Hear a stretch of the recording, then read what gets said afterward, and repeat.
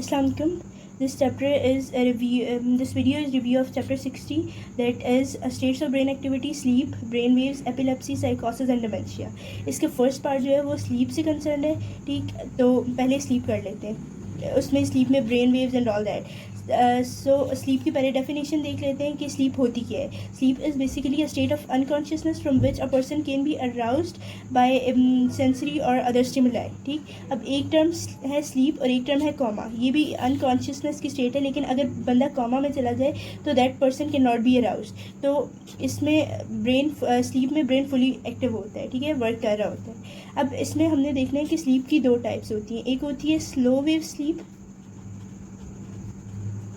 और दूसरी टाइप है हमारे पास रेम. इसको कहते हैं rapid eye movement. Rapid eye movement. ठीक, या फिर इसको हम कह सकते हैं डीसिंक्रोनाइज्ड. और इसका थर्ड नेम है पैराडॉक्सिकल स्लीप. Paradoxical sleep. ठीक, रेम, डिसिंक्रोनाइज्ड या फिर पैराडॉक्सिकल स्लीप, ये तीन नेम है. अब अगर कोई बंदा सो रहा है, ठीक है, तो उसमें से उसकी जो अगर 5 से 6 घंटे तक सो रहा है तो उसमें 25% जो उसकी स्लीप होगी वो रैम होगी. इसमें क्या होता है कि इसके फीचर्स देख लेते हैं. बेसिकली रैम में होता है कि RAM stands for rapid eye movement. ठीक है, तो जब बंदा सो रहा होता है तो उसकी आइज़ की मूवमेंट हो रही होती है रैपिडली. अब क्या है कि अगर बंदा सो रहा है, ठीक, तो 20% ये वाली 20% रैम अगर होगी. अब हर 90 मिनट्स के बाद 5 to 30 मिनट्स के लिए रैम आएगी. ठीक है, मतलब अगर बंदा सो रहा है तो वो स्लो वेव स्लीप में सोएगा. ठीक है, हर 90 मिनट्स के बाद 5 to 30 मिनट्स के लिए रैम आएगी. ठीक है, मतलब स्लो वेव स्लीप को ये इंटरप्ट करेगी 5 to 30 मिनट्स के लिए. अब अगर बंदा बहुत ज़्यादा स्लीपी है या बहुत ज़्यादा एग्जॉस्टेड है तो हो सकता है इसका टाइम कम हो जाए या फिर हो सकता है कि ये बिल्कुल अपीयर ही ना हो. ठीक, अब इसके कुछ कैरेक्टरिस्टिक्स हैं, हम वो देख लेते हैं रैम की. फर्स्ट कैरेक्टरिस्टिक है कि ये एसोसिएट ब्रेन एक्टिविटी हो रही होती है, इसमें एक्टिव फॉर्म ऑफ स्लीप होती है और it is associated with dreaming. मतलब बंदा ख्वाब देख रहा होता है और इसके ख्वाब जब बंदा जागता है तो इसके ख्वाब याद रह जाते हैं. नेक्स्ट है कि a person is more difficult to arouse. ठीक है, मतलब जब बंदा REM में है, ठीक है, REM स्लीप में है, तो उसको बहुत मुश्किल से जगाया जाता है as compare to that if a person is in slow wave sleep. ठीक, अब इसका थर्ड पॉइंट ये है कि मसल टोन जो होती है वो डिप्रेस हो जाती है. पूरी बॉडी में मसल टोन जो है वो हाईली डिप्रेस्ड हो जाती है, लेकिन मसल मूवमेंट्स हो रही होती हैं. आई की मूवमेंट्स हो रही होती हैं, उसके साथ साथ मसल की मूवमेंट्स हो रही होती हैं. और इसमें एक और बात ये उन्होंने कहा है कि हार्ट रेट इंक्रीज़ हो जाता है और रेस्पिरेटरी रेट. हार्ट रेट और रेस्पिरेटरी रेट जो है वो इंक्रीज़ हो जाता है. ठीक, अब लास्ट पॉइंट ये है कि जो REM स्लीप के वक्त जो ब्रेन है वो ज़्यादा एक्टिव होता है. ठीक है, और उसका जो मेटाबॉलिक रेट है वो 20% इंक्रीज़ हो जाता है. ठीक, अब दूसरे वर्ड्स में हम अगर देखें तो जो EEG लेते हैं, EEG के बारे में आगे पढ़ेंगे. ठीक है, इलेक्ट्रोएंसेफेलोग्राम. ठीक, जो EEG लेते हैं वो रिजेंबल करती है REM के वक्त जो EEG लेते हैं वो रिजेंबल करती है to EEG taken at the time of wakefulness. ठीक, तो इससे हमें पता चलता है कि जागते हुए ब्रेन जो एक्टिविटीज़ कर रहा होता है REM के REM के दौरान वही एक्टिविटीज़ वो हो रही होती है. ठीक, अब दूसरी स्लीप आती है स्लो वेव स्लीप. ये होती है डीप और रेस्टफुल स्लीप. ठीक है, इसमें पर्सन रेस्टफुली स्लीप करता है और ये डीप स्लीप होती है. ठीक, अब इसको हम कहते हैं ड्रीमलेस स्लीप. ड्रीमलेस स्लीप मतलब इसमें ना ख्वाब नहीं आते, और बाज़ औक़ात ख्वाब आ भी जाते हैं लेकिन वो याद नहीं रहते क्योंकि वो मेमोरी में स्टोर नहीं होते. ठीक है, और इसमें कोई मसल मूवमेंट्स नहीं होती. और इसमें ये है कि हार्ट रेट और बेजल मेटाबॉलिक रेट और जो ब्लड प्रेशर है ये इंक्रीज़ हो जाता है, डिक्रीज़ हो जाता है 10 to 30%. ठीक, और इसमें ये बेसिक डिफरेंस था दोनों REM और स्लो वेव स्लीप में. अब इसमें एक बात याद ये रखनी है कि जो इसमें स्लो वेव स्लीप में जो न्यूरोट्रांसमीटर इन्वॉल्व होता है वो होता है सेरोटोनिन. इसकी डिटेल आगे चैप्टर में दी गई है, वो मैं बताती हूँ। और इसमें जो न्यूरोट्रांसमीटर्स इन्वॉल्व होते हैं वो होते हैं नॉरएपिनेफ्रीन और मेलेटोनिन। ठीक, स्लीप को लेके ना साइंटिस्ट ने डिफरेंट थेरीज इन्वेंट की थी। उसमें से पहली थेरी ये थी कि हमारे पास अपर जो ब्रेन स्टेम होती है, अपर ब्रेन स्टेम, ठीक, जो पोन्स का ऊपर वाला लेवल होता है, ये हमारे पास मिड ब्रेन है, ठीक है, ये मिड ब्रेन, ठीक, ये है पोन्स और ये है मेड्यूला ऑब्लोंगेटा, ठीक है। तो पोन्स की इधर इस लेवल पे उन्होंने देखा था, साइंटिस्ट ने ये ऑब्जर्व किया था कि इस लेवल पे एक है हमारे पास reticular activating nuclei, activating system, ठीक। अब ये जो रेटिकुलर एक्टिवेटिंग सिस्टम है ये पूरा दिन ब्रेन के डिफरेंट पार्ट्स को नर्व फाइबर्स भेजता रहता है और ब्रेन की एक्टिविटी को वो रखता है, एक्टिव रखता है, ठीक है, पूरा दिन। अब क्या होता है कि साइंटिस्ट ने ये बात कही थी कि ये रेटिकुलर एक्टिवेटिंग सिस्टम जब थक जाता है, एग्जॉस्ट हो जाता है, तो ये अपने फाइबर्स देना स्टॉप कर देता है। जब इसके फाइबर्स स्टॉप हो जाते हैं तो जो ब्रेन है, तो ब्रेन स्लीप की कंडीशन में चला जाता है। लेकिन फिर साइंटिस्ट ने एक एक्सपेरिमेंट परफॉर्म किया था, वो ये था कि पोन्स को मिड लेवल पे उसको पोन्स को ट्रांजैक्ट कर दिया था, ठीक है। तो उन्होंने ये बात ऑब्जर्व की थी कि अगर पोन्स को मिड लेवल पे ट्रांजैक्ट कर दो तो वो जिस एनिमल की पोन्स मिड लेवल पे ट्रांजैक्टेड थी वो कभी फिर उसको नींद ही नहीं आती थी, वो स्लीप ही नहीं करता था, ठीक है, नींद नहीं आती थी उसको। तो इसका ये मतलब हुआ है कि अगर हमने अगर पोन्स को यहाँ से ट्रांजैक्ट किए तो उस एनिमल को नींद आ जानी चाहिए थी, ठीक। मतलब अगर हमने कहा था कि जब ये एरिया स्टॉप करते हैं अपने फाइबर्स भेजना तो उस बंदे को तब कोई भी एनिमल जो है वो सो सकता है। तो जब ये एरिया ही अपने फाइबर्स नहीं सेंड करेगा, ऑब्वियसली जब हमने मिड से पोन्स को मिड लाइन से ट्रांजैक्ट किया था तो ये एरिया भी तो डैमेज हुआ है। तो इसका ये मतलब है कि उस बंदे को जब ये फाइबर्स नहीं भेजेगा अपने, तो उस बंदे को ज़्यादा नींद आनी चाहिए थी, उस एनिमल को ज़्यादा नींद आनी चाहिए थी, लेकिन वहाँ पे स्लीप ऑब्जर्व ही नहीं हुई थी। तो साइंटिस्ट ने कहा था कि sleep is caused by an active inhibitory process, ठीक है, sleep is caused by active inhibitory process, ठीक। अब इसमें से हम देख लेते हैं कि जो हार्मोन्स इन्वॉल्व होते हैं स्लीप के वक्त, ठीक। अब उनमें से सबसे पहले याद रख लेना है कि SPP, स्लीप प्रोड्यूसिंग पॉलीपेप्टाइड्स, ठीक, स्लीप प्रोड्यूसिंग पॉलीपेप्टाइड्स, ठीक। इसके बाद याद रख लेना है सेरोटोनिन, इसको डिटेल से आगे हम देख लेते हैं। सेरोटोनिन, फिर है मेलाटोनिन,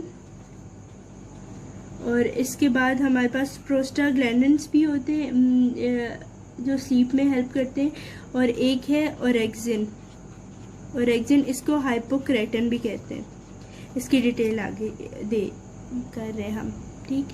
अब ये हो गई न्यूरोट्रांसमीटर्स। अब हमने देखना है कि स्लीप में जो सेंटर्स इन्वॉल्व होते हैं, स्लीप सेंटर्स, ठीक, स्लीप सेंटर्स। सबसे पहले एक नाम याद रख लेना है आपने, रेफी न्यूक्लियाई, ठीक, पोन्स में और मेड्यूला ऑब्लोंगेटा में, ठीक है। पोन्स और मेड्यूला ऑब्लोंगेटा में एक न्यूक्लियाई होता है, उसको कहते हैं रेफी न्यूक्लियाई। अब ये रेफी न्यूक्लियाई क्या करते हैं, अपने फाइबर्स कॉर्टेक्स में भेजते हैं, थैलेमस में भेजते हैं, हाइपोथैलेमस में भेजते हैं, ब्रेन के सारे एरियाज को अपने फाइबर सेंड करते हैं, ठीक है, और स्पाइनल कॉर्ड को भी अपने फाइबर सेंड करते हैं। अब अगर इसके जो फाइबर्स होते हैं वो सिक्रीट करते हैं सेरोटोनिन, ठीक।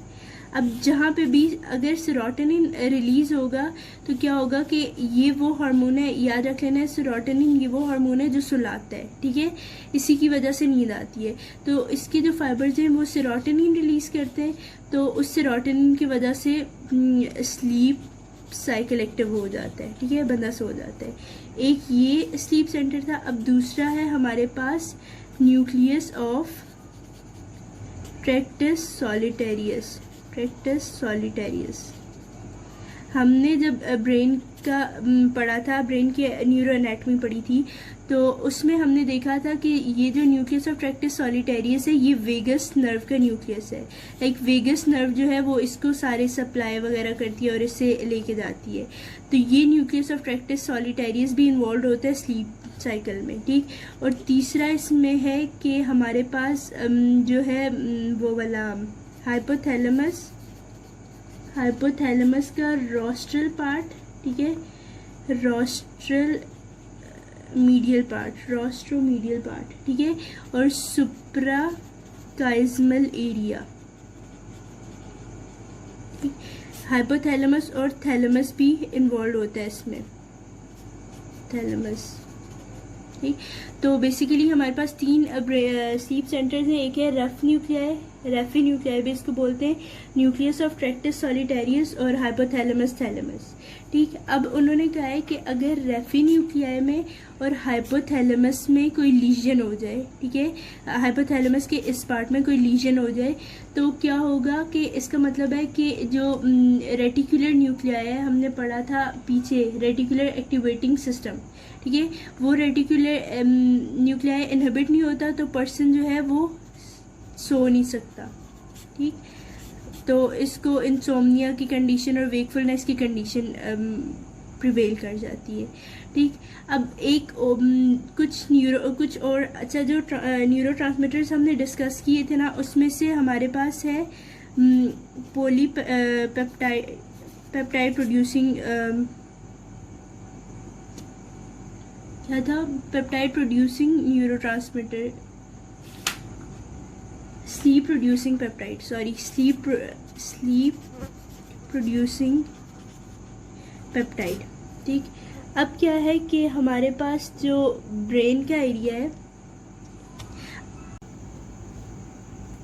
अच्छा, तो हमारे पास जो ब्रेन है, साइंटिस्ट ने क्या किया था कि CSF लिया था, ठीक है, ब्लड और यूरिन, ठीक है, ये 3 चीज़ें ली थी और ऑब्जर्व की थी। अच्छा, एक एनिमल था जो काफ़ी दिनों के लिए उसको बहुत ज़्यादा वेकफुलनेस थी, ठीक है, वो सोया नहीं था, तो उसका ब्लड, यूरिन और CSF उन्होंने ऑब्जर्व किया था साइंटिस्ट ने।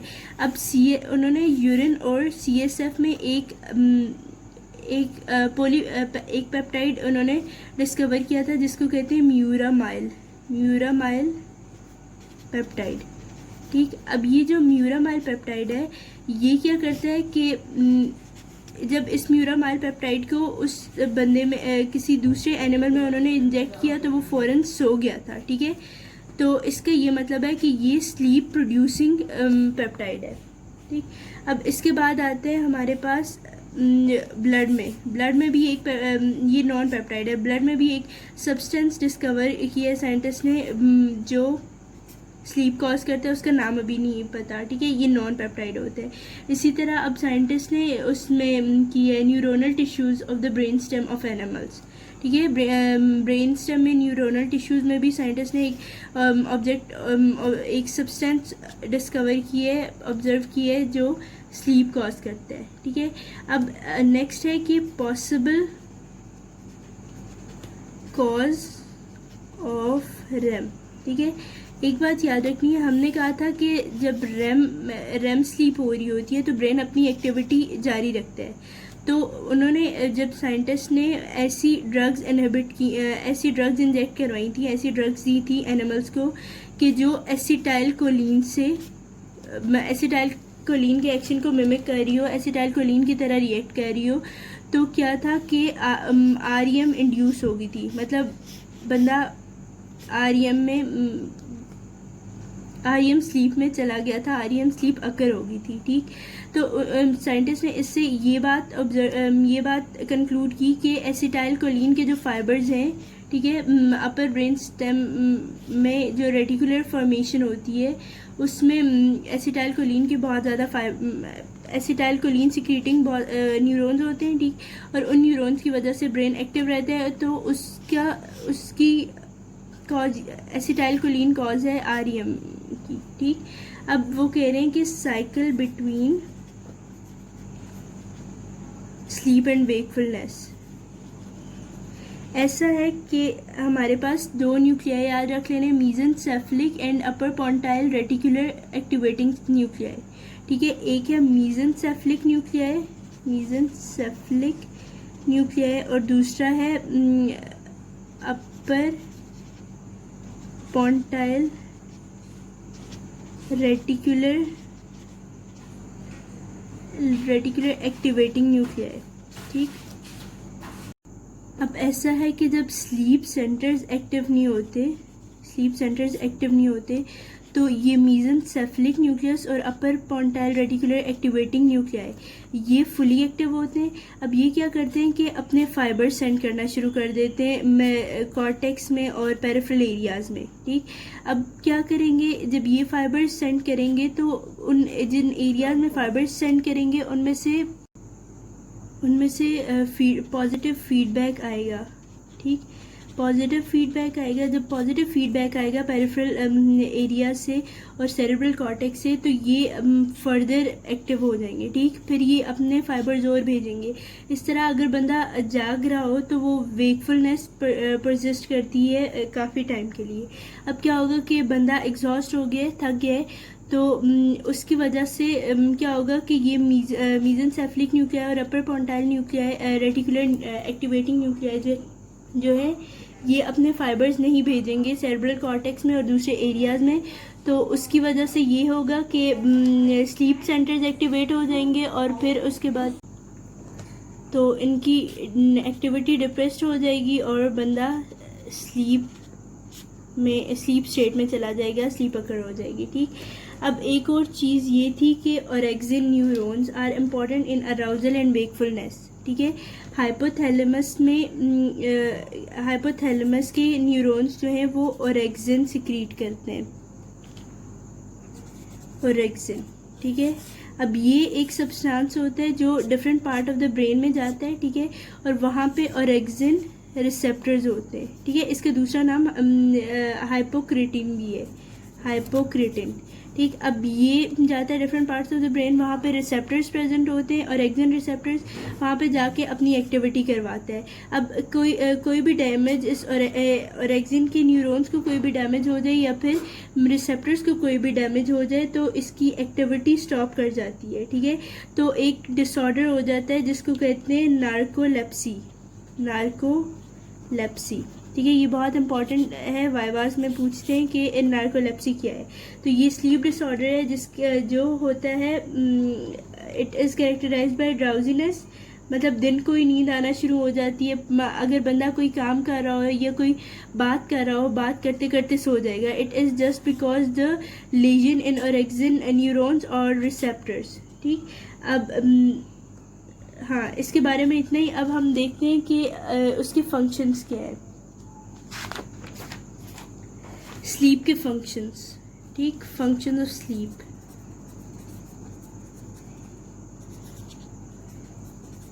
सबसे पहले तो ये याद रखना है कि जो स्लीप है वो न्यूरल मैच्योरेशन करवाती है। ठीक है, न्यूरॉन्स की मैच्योरेशन। ठीक, दूसरा ये है कि ये मेमोरी और लर्निंग में भी इसका फैसिलिटेशन रोल होता है। और तीसरा है कि ये कॉग्निशन करवाती है, कॉग्निशन। और चौथा है कि ये neural balancing among neuronal centre, it restores neural balances among neural centres. ठीक, इसके और ये conservation of metabolic energy, conservation of metabolic energy और वेस्ट प्रोडक्ट की क्लियरेंस, मतलब जब इंसान ज़्यादा देर जाग रहा हो तो तो मेटाबॉलिक रेट भी इंक्रीज़ होता है, तो काफ़ी ज़्यादा वेस्ट प्रोडक्ट्स एक्यूमुलेट हो जाते हैं, तो उन वेस्ट प्रोडक्ट्स की क्लियरेंस करवाता है। क्या क्या? Neural maturation, maintains balance, neural balance maintains और रिस्टोर द